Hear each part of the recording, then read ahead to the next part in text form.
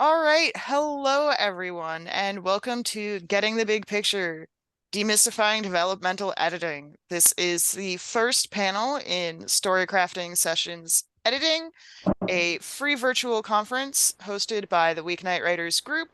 The Weeknight Writers Group is a social enterprise dedicated to providing affordable and accessible resources for fiction writers, and we host all kinds of virtual events, and we are super excited to have you all here today. We are also sponsored by Renaissance Press, who has given us the capability to have captions on our Zoom. So big shout out to Renaissance. They are a Canadian publisher dedicated to uplifting diverse voices, and they are wonderful. You can find a link to them in the chat. And as a reminder, this event is free, but there's a lot of work that goes into hosting it and preparing for it. So we do have a Ko-fi where you can make contributions. We have a goal of $100 for today, just so that we can pay ourselves a little token payment for the work that has gone into organizing this event. And we also have a sustaining membership program where you can get access to all kinds of cool things, including a pro Discord where we do daily writing check-ins and the ability to vote on topics for future panels. So with all of that housekeeping out of the way, we are going to do a quick round of introductions. I'm Diana. I am your host and the founder of the Weeknight Writers Group. And yeah, I'm gonna hand things over to you guys. Maybe we'll start with AP. Okay. Hi, everyone. My name is AP Hawkins. I'm a speculative fiction author and editor. I live in Houston, Texas. I've been editing everything from like social media copy to scientific articles to fiction for about 8 years now.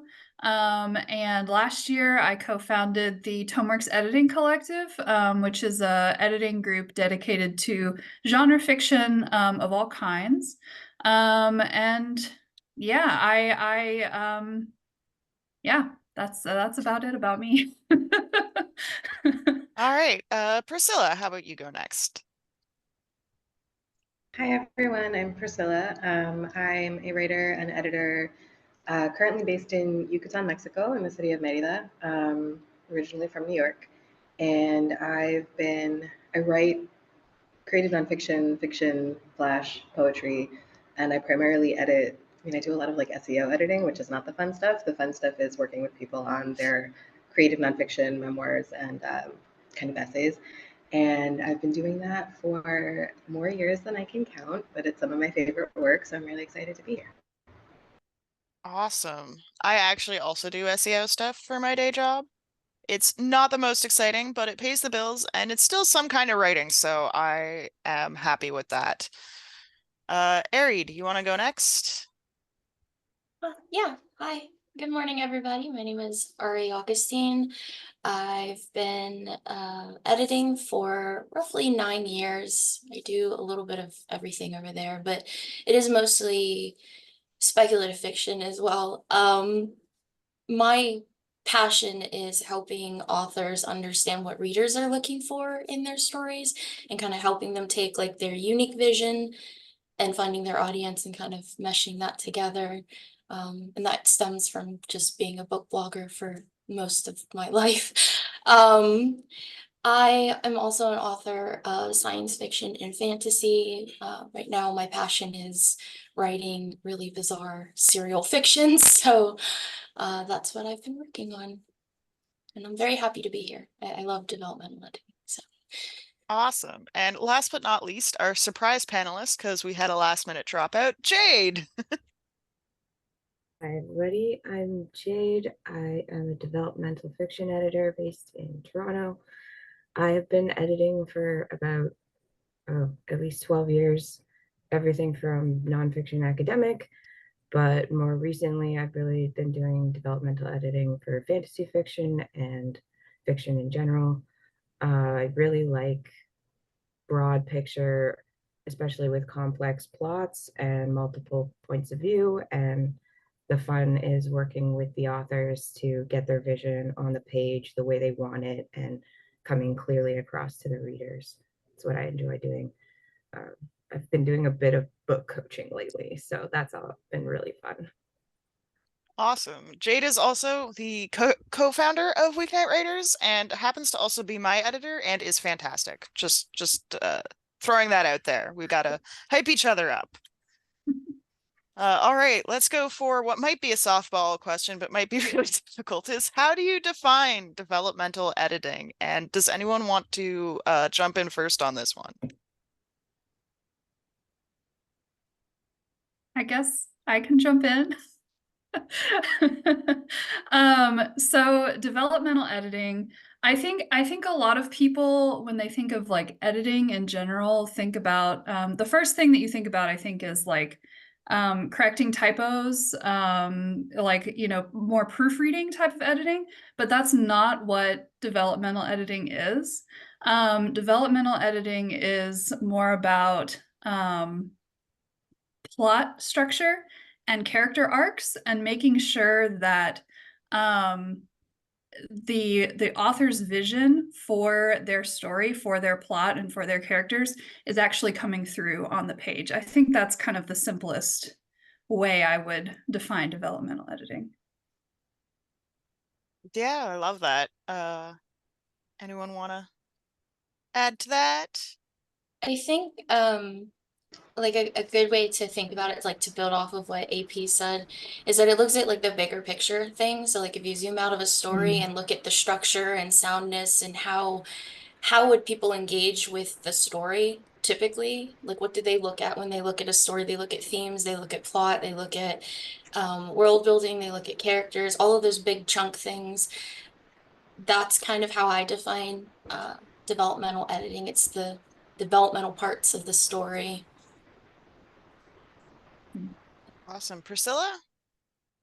Yeah, I was going to say on the nonfiction side of this, because I work primarily with people doing memoir or personal essay, um, or even like narrative nonfiction. And often what I'm doing as a developmental editor is I think a lot of our writing processes are about making a big mess before we start cleaning up the mess. And the developmental editing side is when you get someone who gets to come in and help you kind of look at your mess and start organizing it into still messy but less messy categories. So you have like everything in one place, and then we're kind of categorizing like this, all this mess is going to go over here, and then coming back through and eventually helping shape those together, helping you see how they connect together. There's a great quote that I've recently was shared. Someone shared with me by I'm gonna say her name, Miko Kawakami, a Japanese novelist, and she said basically that it's a weird thing that we communicate in words because we can share our words, but we can't necessarily share our thoughts. That your thoughts don't always translate into your words or carry through, and so much of writing is that, right? Wanting to share your thoughts accurately with your words. And so having a developmental editor is sometimes that process of saying, well, what's the thought behind these words, and are we using the words that get us there or get your reader there? Yeah, I love that. And Jade? Developmental editing really has to do with all of the parts that are what I call global to the story. So everything that is in every part of the story. That includes your characters, your setting and your world, your plot and that structure, and all of the arcs that you're going through. So, from a developmental standpoint, you're taking a big picture view. It's not about typos or even like where your chapters end at that point. It's about making sure you have a character that goes through an arc. It's about having a plot that goes from beginning to end without holes, I mean, and without, things that are unresolved, unless you're, a first book leaving some things unresolved for a sequel, and about integrating your themes into the character and what they're doing in the plot. For me, that's what developmental editing is. Awesome. So we already kind of touched on the second question when defining developmental editing, but to make things really clear, how does developmental editing differ from other types of editing, like copy editing and line editing? And how about we start with Jade this time, because you've gone last. Okay, I kind of see editing in three buckets. So you've got your developmental things, and that's your bones of your story, everything that's global, everything that goes all the way through. Then you've got your line or scene editing. This is kind of the muscle, like how you fill out the bones, how these things happen scene by scene. And that has to do with like dialogue and flow and all of that. And then in your third bucket, you've got what I call mechanical editing. And that's your formatting, your periods, your commas, your capitalization, your spelling, all of that. And I do think it's kind of, you have to be in a slightly different brain to do each of those things because you're looking at different criteria, evaluating different trends and elements, and looking at different ways that those add into the whole. Because when you're developmental editing, you're looking at the whole story. When you're doing scene editing, you're probably going chapter or scene or section by section, making each of those sections coherent. And then at the end, you're not even looking at the content anymore. You're just doing language editing to make sure everyone who speaks English is getting the same story. And Awesome. I will say the mechanical editing is also very important if you plan to do an audiobook, because those commas, those periods, those spaces, how you organize those paragraphs will cue your audio reader to put in those inflections so that the audiobook turns out how you would hear it in your head when you're reading. Yeah, that's great. AP. Yeah. Yeah, so I agree with everything Jade said. You know,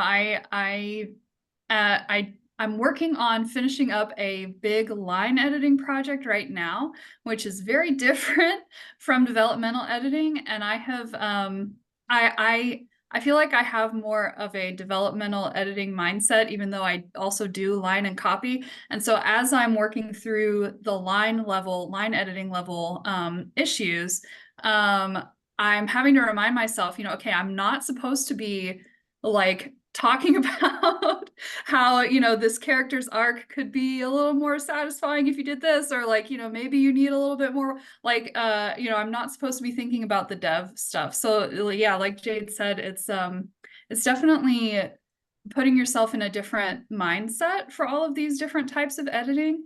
But developmental editing is definitely like a lot broader and bigger picture than any of the other kinds of editing. And at least in my experience, hiring editors and being an editor, the pricing reflects that. So developmental editing is like the highest tier, like most uh, like big picture, a lot of effort work putting into like helping the author develop the story, and the world and the characters. And so it's generally like priced accordingly in my experience when you get into like paying an editor. The dev editing is generally going to be your most expensive editing service.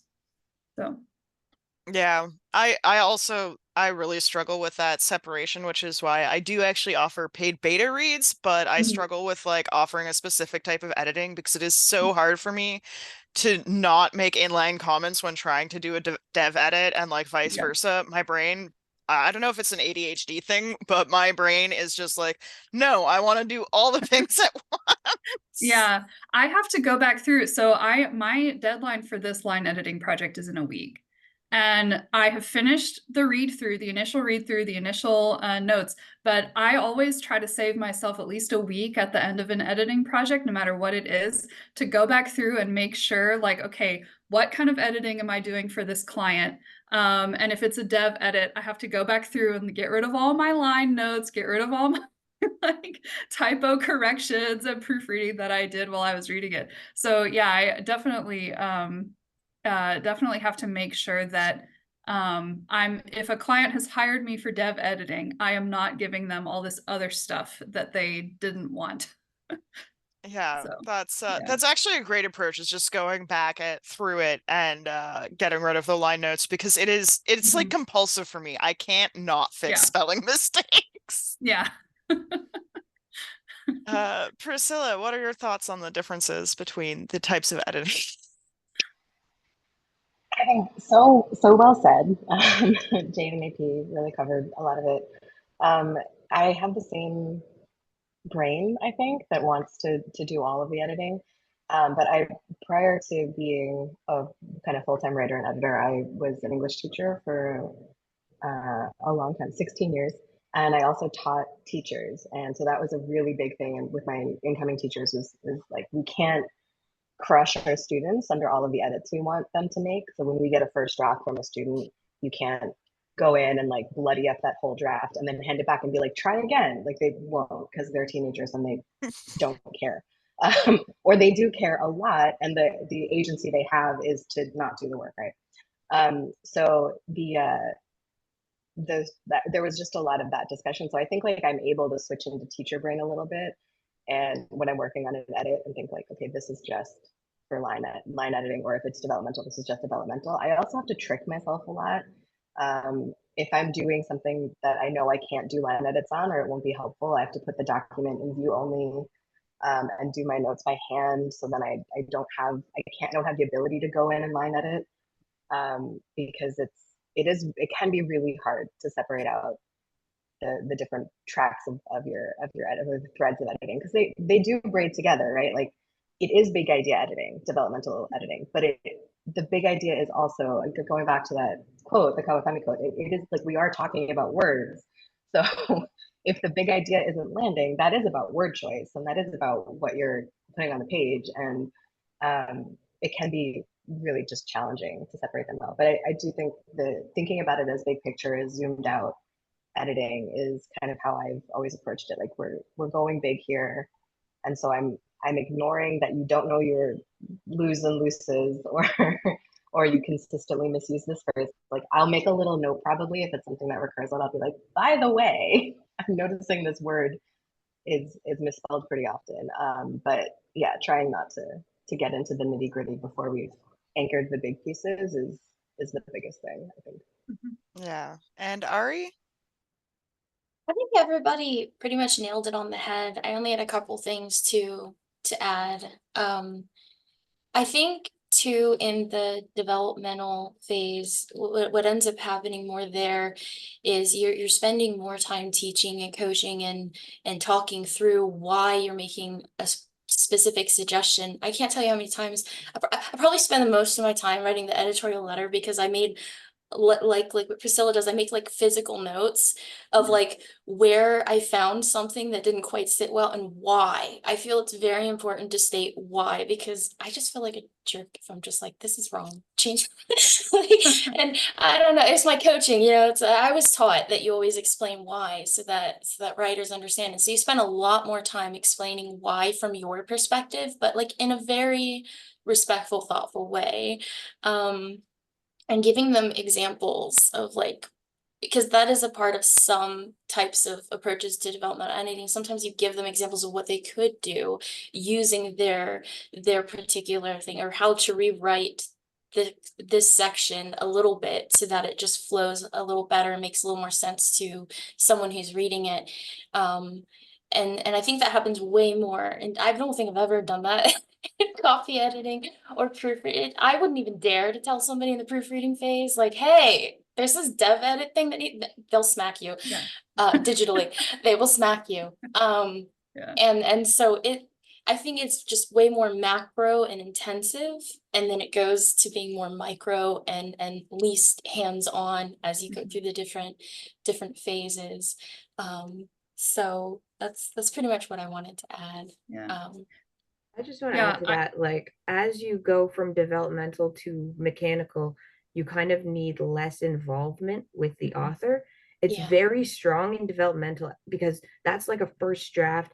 You need to make sure that, like, if something doesn't make sense, like, it's not necessarily wrong. Like, writing is so subjective. It's more like you need to go back to the author and be like, what were you trying to do?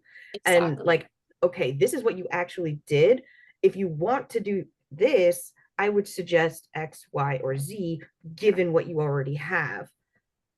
And Yeah. then by the time you're in mechanical, it's like, well, you're just looking at a dictionary. Yeah. Yeah.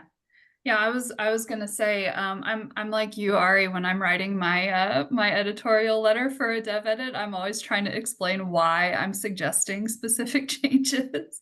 Because I feel like part of being a dev editor is we're helping the author, or like we're working together with the author to make the book the best it can be, but we're also kind of educators in a way. Yes, coaches. And yeah, coaches. And so I feel like, if I write that editorial letter and I'm just telling the author to do things and not explaining why that they need to do this, then that doesn't really help them in the future have that understanding of, because like they can build their own understanding as they go through their author career of how to dev edit themselves, right? And especially if you're a new author, it's really hard to dev edit your own work. So if you have an editor who helps educate you at the same time, then it can really be helpful. So, And I just want to add, I think it does keep their confidence or helps them gain mhm. confidence because they're not only learning how to look at their own work and just with a different perspective sometimes they're also given choices and different ways of thinking about it so they don't feel helpless or Yeah. like sometimes I think we've all been there when we've had dev edits where someone just drops a bunch of here's everything busted, fix it. That leaves you feeling a sense of just a lack of agency. Like, what do I do? What can I do? It's very overwhelming. But when you give them choices and options and let them know that you're here, Yeah. you know, I do think it helps maintain that confidence or build it up at least if they don't currently have it. Hmm. I Yeah, like that's how great. what everyone has said. I'm so sorry, Diana. I just was going to say that I like how what everyone has said is like about the the amount of like choice and involvement that the author has during this phase during dev editing because I think that's sometimes the fear that we have as writers when we want to work with an editor or we're like nervous about working with an editor is that feeling of like now I'm going to give it to somebody and they're going to tear it apart and it's I'm not ready to do that and I think like that to remind like just a reminder just to know that like during this phase is when you're still super involved like this is still a work in progress and it's like it's in terms of like dev editing or line editing like it's the line editing during this phase feels like telling someone who's got a lump of clay that the nose doesn't look right yet on their sculpture. And it's like, of course it doesn't. It's still in the lump of clay phase, and we're still shaping, and then we'll fix those finer details when we get later down the road. But for right now, we still need you. You're still really involved in this part of the process. Hmm. Yeah, awesome. So it was sort of briefly again touched on when answering the last question. But I'd really like to get into the weeds of this a bit, which is can writers do some amount of developmental editing on their own, and what advice would you give to a writer trying to do developmental style editing on their own work? Let's start with Priscilla this time. I'm really interested to hear how other editors think about this, but my first reaction to this is like maybe you don't need to hire a developmental editor, but I think you need a buddy. And I'm a huge proponent of writing in community or writing with partners, not just because they give you feedback, but it's just like having a space to write and people to write with and the motivation. But yeah, having a writing buddy, I think, is really important. That's how I got into dev editing. A friend and I were working on books at the same time, and we decided to work on our books together. And it was the first time either of us had worked on a long form project that closely with someone, and we were like, "This is great." But yeah, I think that while there's so much that we can do to try and put ourselves in the mindset of our readers, we are ultimately in our own brains where our words and thoughts make more sense to us. So to have someone else is a really important part of this. You can say, like, exactly what Jade said last time, right? Like, what were you trying to do here? Because you probably know what you were trying to do. And probably because sometimes we don't, sometimes we'll get a draft and we're like, what was I doing? But usually we know what we're trying to say and it's going to land better to us than it is to someone else. So I think if developmental editing is for whatever reason inaccessible, hiring a developmental editor. I think having a writing partner or a writing buddy, and it doesn't have to be someone that you know super well. I mean, I think that can be a fun relationship, but you can also, connect with somebody. I mean, a lot of us have great connections with our internet communities, right? Um, and just swap drafts or swap feedback, and I think that that's a way to get that kind of feel. Yeah, I really agree with that. It's writing seems solitary, but the best writing always happens with some level of feedback. It might be a whole writing group, it might just be a single person. You know, Stephen King has his wife read every draft.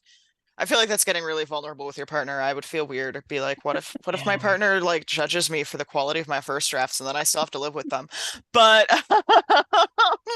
It's also like amazing. Like, I don't know if it's couple goals or if I'm worried about her that she's read all of those drafts and they're still together, but Every draft, a little bit of every both. draft. Ari, do you have anything to add to that? I think it depends on where they're at with their writing.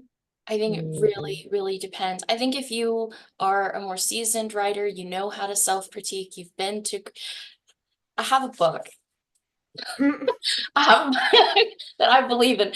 Post it in the chat. It was I will after I say it because I'll forget. Ursula Le Guin said that, we do write alone much of the time. When we're writing our first draft, when we're in our head, our thoughts, we do. But group critique is there to learn how to self-critique. And I really do believe that. I feel like every creative writing class I've ever taken, that was kind of the core, is learning how to look at your own work. And I think if you can do that honestly to some extent, you'll be fine for a while. I think you can do a few self-editing drafts. The issue I think sometimes that will rise is whether you know your limit, whether or not you know when to stop self-editing and have someone else. There's always a limit to what we can see with our own work. There's always a limit to our own bias when it comes to our own work, and having fresh eyes, there's a power in that. So I think if you can self-edit, try it out, do so.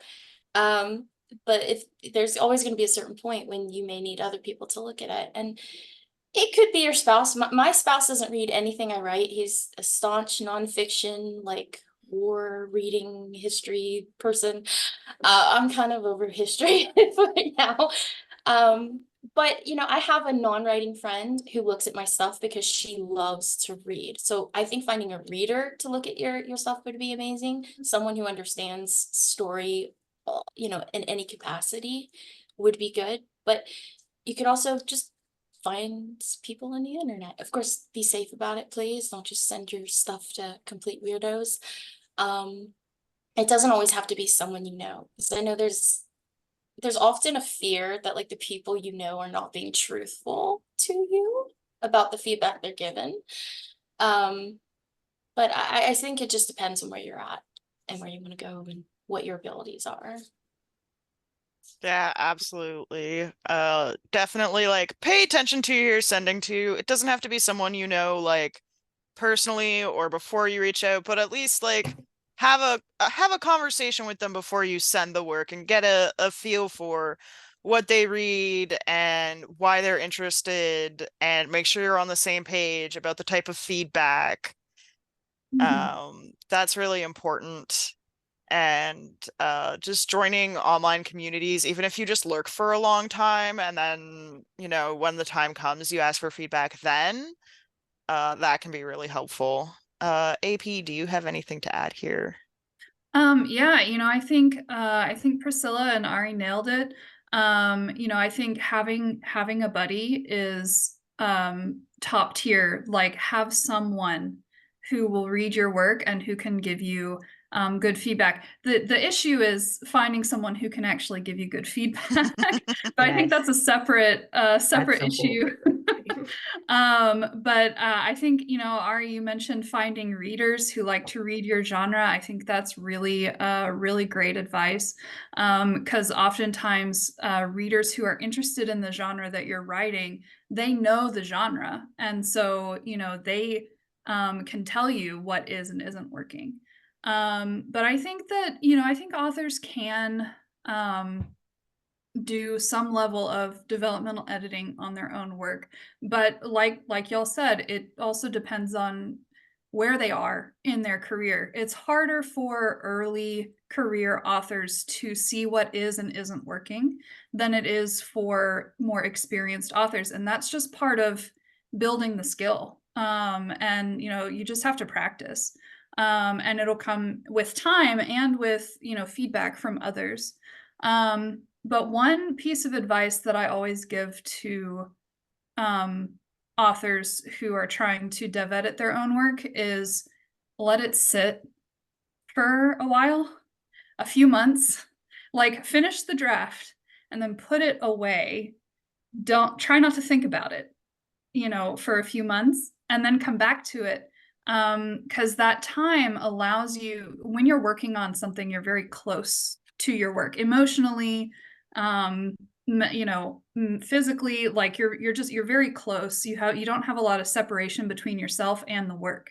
And so if you set it aside, do other things, it allows you the time away just allows you to gain some objectivity. And so when you go back and read it, it will help you more easily see what isn't coming together, what you want to be on the page that's not there yet. You can see more of those things if you have some time separation from your previous draft. So that's like the biggest piece of advice. But aside from having a buddy read it, which I think is absolutely 100% important, everyone needs to find someone who can give them feedback on their work. The other piece of advice would be to just give it some time, let it rest for a little while before you come back to it. And then, of course, there are probably going to still be things that aren't working, but you can't figure out how to fix, and that's what a dev editor's for. So Yeah. Jade, do you have anything to add before we move to the next question? I would caution very new authors against solely doing their own dev edit work, because if this is your first draft, you do not know enough to dev edit your own work. You don't. And even as an editor, like I've been editing for 12 years. I've only been developmental editing for 4. So it takes a long time of interacting with that genre, with all the core parts of story, with seeing different ways they interact, with understanding all the iterations of those patterns and how readers interact with them, what the readers want from particular genres, how to address that, how to subvert it without completely flipping a trope. All these things are nuance and that add to how well your book can be developmentally edited. So if you want to edit on your own or you can't access paid developmental editing, I'd encourage you to find a writing group, to listen to StoryGrid podcasts, and find resources from good people that you can listen to really deeply understand those elements and understand that it's going to take you a while to get to the level where you want to be. Look for workshops, look for conferences where people talk about these things, and really try to find someone smarter than you. Even if they're only a little bit, just a little bit, it will help you grow. mm-hmm. Excellent advice. Yeah. And if you can pay for developmental edit, look for something with some coaching elements involved, especially if it's your first book. It will help you that much more, especially because I'm just going to say developmental editing feedback looks very different from what you would expect inline edits in a style or a mechanical edit. It's not going to be that clear. It looks different. And sometimes interpreting that feedback can be difficult. So look for an editor who has follow-up calls, who has coaching, some way that they can help you work through the feedback as well. It may cost a little bit more, but honestly, if it's your first book, and if you plan to publish traditionally, if you want to send this to an editor or an agent through a publishing house, you will need to hire a developmental editor, unless, like, if it's your first book, like, it's almost unavoidable. Mm-hmm.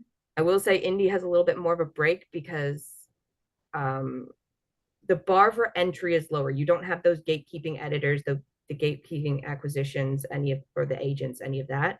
So you can pass the bar on your own. However, you will find there is a slight difference in the quality the way that indie authors match the quality of traditional publishers is by using editors. Yeah, and I know that's not what some people want to hear, but I do have to say it. yeah, I will add that like traditional publishers will generally provide some level of developmental editing, and there are some agents who will actually do an editing pass as well. Agents are actually more Uh, common. A lot of publishing the houses, that's why they work with the agents, because they don't want to deal with the developmental end. the key is that if you can't afford developmental editing and you're trying to go trad, you want to go through several rounds of beta reading because they receive so many submissions that it is a lot harder. You really have to work your ass off to stand out. Yeah. Yeah. I mean, it has to be like to do TradPub, to get an agent even, your book already has to be like high top tier, like in the top 1% of books that agent is going to see. Your book has to be up there. So yeah, like And even that's not though always about having an original concept, it's about doing it well. yeah, yeah. And so like even though the publisher, like, you know, whatever traditional publishing house, you know, you want to end up going through, or that, you know, your agent might end up going through, first you have to get an agent to pick it up. And so even if the publishing house offers developmental editing, you're going to need some level of that before you even get there, because otherwise you're not going to be able to attract an agent. So it's rough out there. I I'm would carrying a book right now. It's rough. Yeah, Yeah. 100%. TradPub is really hard and requires a lot of patience and a Yeah. lot of work. And honestly, an element of luck that I feel like we really undersell. Mhm. But that's a different conversation. I'm actually going to, so we are going to have some time for audience questions. And for this next question, I'm actually going to combine one of my questions with an audience question from Steve Westenra. So my question is, at what point should a writer move from self-editing to hiring a developmental editor? And Steve wants to ask as well, a good addition to this is, what can authors do in terms of prep work to get the most out of their developmental edit? And I'm going to pass this to Jade first, because I know you're actually working on something that is highly relevant here. Yes, I'm working on developing a workshop for a manuscript self-evaluation. So manuscript evaluation is kind of the sample chapter of developmental editing. This is also a tiny shortcut. If, say, you can't afford a full developmental edit, you could just ask for a manuscript assessment. It's kind of like a high level intense beta read from the developmental editors. Use it to find all the problems that they're going to fix in the edit. So it's kind of the first half of that. And learning that is kind of the first step if you want to get better at developmental editing. I will say, if you are new and you're using beta readers, with the question that you originally asked about when to move to a developmental editor, if you're finding a lot of your feedback is too vague for you to work with, like, this is confusing, I don't understand where you were going with this, why did X character do this, and your answers don't seem to kind of explain that for them, you can't kind of make them understand in story without having to explain it after. That might be a point where you want to move to developmental editor to get someone in there who kind of understands what's going wrong, where people are misunderstanding. You know, maybe you're accidentally pulling on a common trope and, you know, expecting to lead readers one way but doing something different. It can be something like that. To get the most out of your edit, I would suggest, like, do as much beta reading and self-editing as you can. Be aware of what you feel like in your story isn't working. Like, if you've had it out to beta readers, you will know which sections people are not getting, or even which sections in your own writing you're like, I put it down but it's not quite what I want. You know, mark out those sections, because if you can go into your developmental edit saying, I have this, I have this, I have this, this is what I want to do, this is where it's not quite working, like, I know the beginning's good, the middle is okay, the ending just doesn't quite come together for me, that will help your developmental editor focus what they're looking at too, so that they're zeroing in on exactly the problems that you want to fix.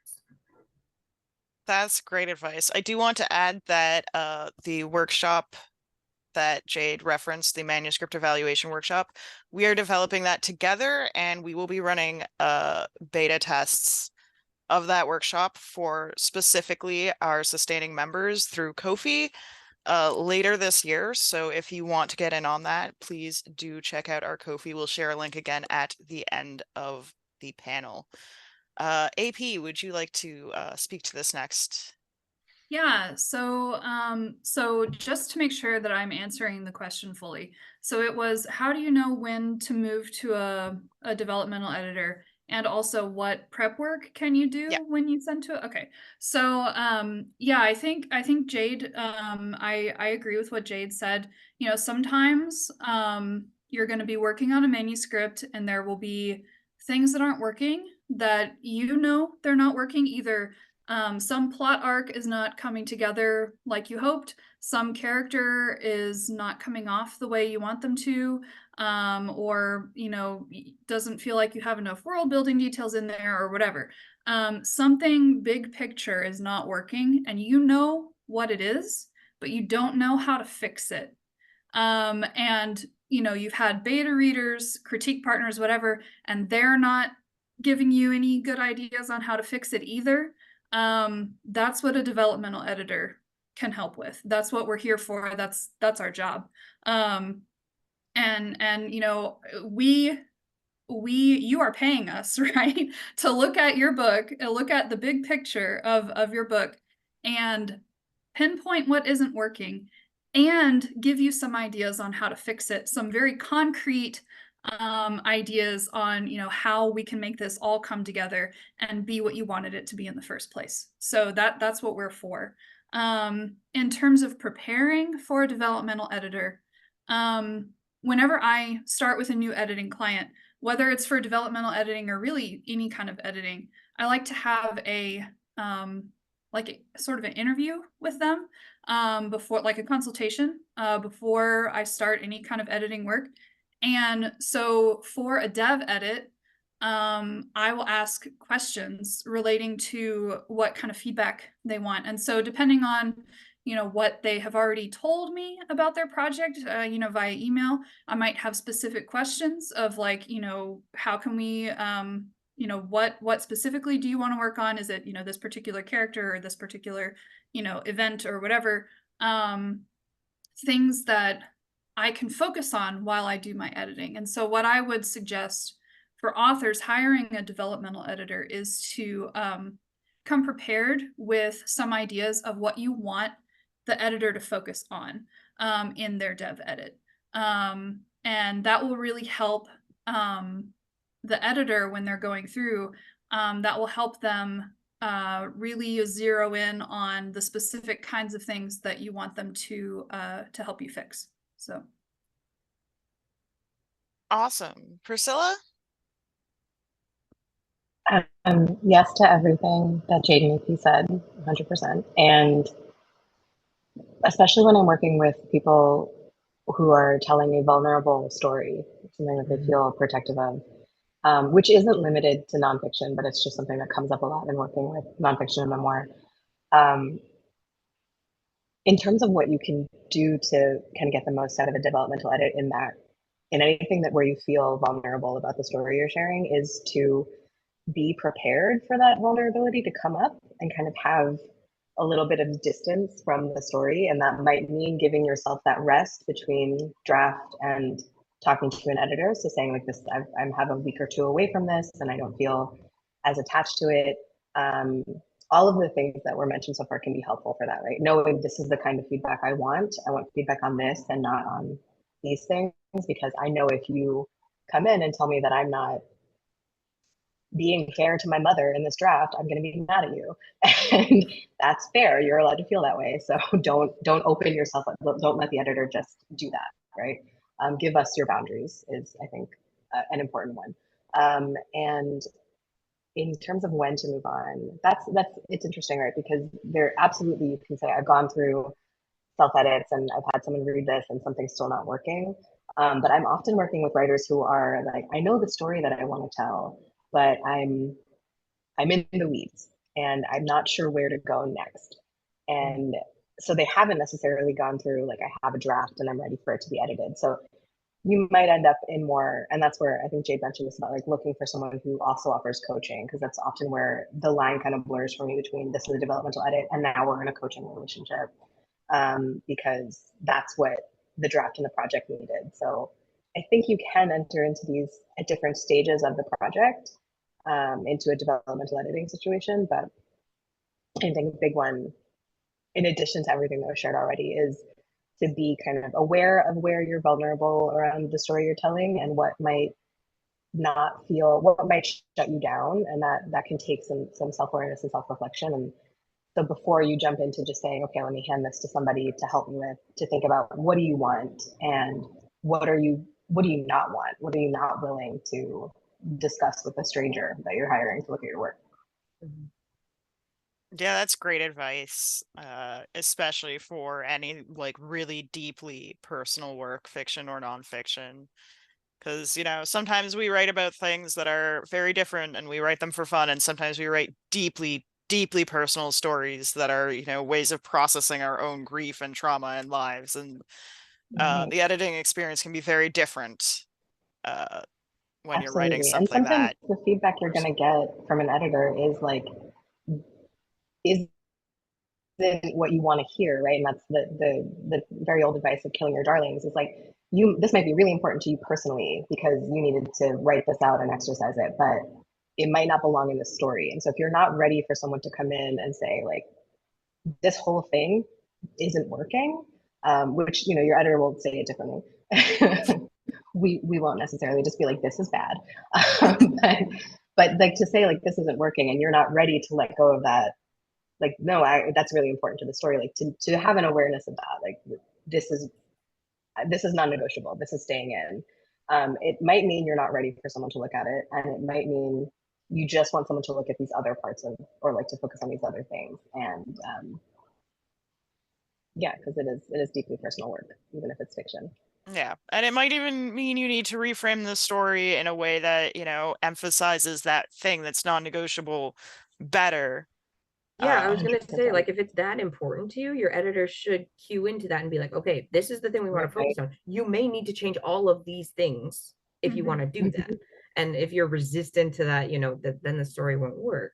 So you have to be open to, if you want to keep this, we have to make these other changes. Right. Yeah, absolutely. What are Ari, you do you willing have to anything compromise to on? add to that? I feel like Priscilla and I arriving today. Everything she said was like literally my notes. I think what I would add, and maybe it's because it's important to me as a writer, but it's really important to research the editor and make sure that their communication style is gonna line up well with what you need them to be conversing with you on, because I feel like that's really important to establishing a relationship with an editor. Every editor has a different communication style. Some check in with you every other week, some every week, some even check in with you if they bump into issues in the book that they're not sure of. It really depends on the editor. And I think knowing that going in will kind of help you understand what to expect on a communication level. I think it's also important to, like, when preparing to get an editor, to write down what your intent is, like I think everyone kind of touched on it, like what you intend to get out of the dev edit, but also what you intend to get out of it for your story and also for yourself as a writer. And also who you're writing for, because trad and indie write for kind of two different groups in a way.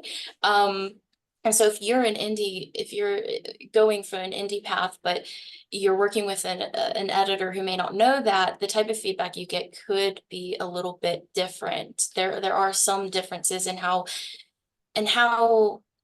some things that fly in trad or in indie do not fly in trad. Let me just say it like that. Some things are not going to be okay or maybe looked at a little differently. And I think by letting the editor know that, they'll know how to look at your story and give you the best feedback that they can. And I think Priscilla and everybody else kind of touched on it, but the mental preparation before you go in, just understanding what the process is going to be like, which means asking questions, any questions. Like, don't be afraid to grill and interrogate your editor on what's this going to be like, how long is it going to take, what you can even ask them, like, how's it going to feel? I've had writers say, I've never had an edit before, I don't know what to expect, and like that makes me really, really anxious, and that tells me like how to approach it, like how to, I'm here, we're going to work on this together, I'm going to get back to you every single Friday at this time. And I try to keep that. I make a note in my thing because I know that that person needs more hands-on than maybe another author might. And so I think making sure that the author knows they can be, like, as Priscilla, vulnerable with you, but can ask questions. They can kind of come to you a hot mess, and it's okay. You're in the dev edit phase. Everything can be a hot mess. We'll It's make supposed to sense be of at it. that Yes, stage. it's twisted part of me thinks it's fun too, but like It's a puzzle. and It's fun. there's so much opportunity. There's so much that you can do, and I love seeing writers coming out of dev edits and growing, and a part of that growth is asking questions. It's confronting your fears about writing, but also overcoming them because you can. And I think in terms of like when you start to work with an editor, having your book summary, like the intended audience, the themes, things like that can kind of be helpful. I've worked with an editor in the past who asked me for all these things up front, and I realized I didn't actually have like a summary for my book. I kept it all in my brain, like when you think that you wrote it down, but you didn't. And so I had to write a summary, and that actually made me realize that my plot was very complicated. And so just doing that will help kind of prepare you to kind of how to look at your work, seeing what might, have a list of questions of what you think might be getting in your way, but also mentally prepare yourself to be open to maybe hearing things that you might not be ready to hear, or experiencing many passes at dev editing. That sometimes happens, but that's a part of the beauty of the process. Making sense of the mess takes a lot of work, but it's worth it, I think. So. Yeah, that is all really great advice. Thank you, everyone. There were a couple more audience questions, but we are running out of time. So I'm going to remind folks that if you have more questions, you can head on over to the conference Discord. There is a special channel for talking about this panel. You can ask your questions there. Some of the panelists will be popping in and will answer your questions, and I'm also very happy to chat about developmental editing from more of an author perspective. Yeah, so for our final round, we're just going to do a lightning round. I want you to say your name, where people can find you, and one thing that, like, if the participants, the audience only takes one thing from everything you've said today, what you would hope that one lesson would be. Let's start with AP. Okay. So my name is AP Hawkins. You can find me on pretty much every social media as ahawk writes. You can also find me on my website, aphawkinsauthor.com, or on my other website, tomeworksedits.com. But as far as what I hope people take away from this, don't be afraid of hiring a developmental editor. Our job is to help you realize your vision for your book. And so we're not going to be mean to you. We're going to give you helpful advice that can help your book be the best it can possibly be. So, yeah. Awesome. Priscilla? Oh, I can't hear Just you. having a great time over here. Oh, there we go. Priscilla Thomas. I'm on Instagram at Words by Priscilla, and you can come to my website, wordsbypriscilla.com. And the one takeaway is, and don't be afraid, it's really good, but don't write alone. You don't have to do this alone. It is a lonely process. Yes, it's you and your words, but you can write with your friends. You can reach out to people to help you read your work and edit your work, and it's all part of writing happens in community, and a book is birthed in community. So you don't have to do this alone. There's not a badge for having done it that way. Awesome. Ari? Ari Augustine, you can find me on Instagram or X at Souffle Lumiere. That's S. I have to actually read it. SOUFFLELUMIERE, or at my on my website at ariaugustine.com.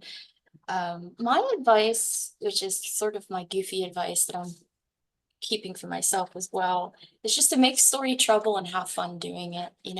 No apologies in that first draft. Just go big, go home, Wild West, and worry about honing things later. Just have fun first. I love it.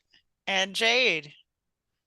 I am Jade. You can find me on my website at eclipsewordsmithing.com or on Instagram, eclipse_wordsmithing. Keep learning is what I want people to remember. Every story you write, every edit you go through, every beta reader you speak to, every conference you attend, keep learning. Excellent. That is great advice. I think one of the great thing about writing, and also the scary thing about writing, is that you're actually never an expert. There's always more to learn. You reach a point where, yes, you can mentor people, and yes, you can teach people, but you're still They're teaching always you learning. too. Yeah. And I think that's a really great thing, and that you will grow with every book, and you might end up hating your first book someday, and that's actually totally normal. In fact, there was a local writing group I was part of when I was a teenager, and the woman who ran it, she showed us her first book, and she was like, "I hate this book," and every writer I know hates their first book now.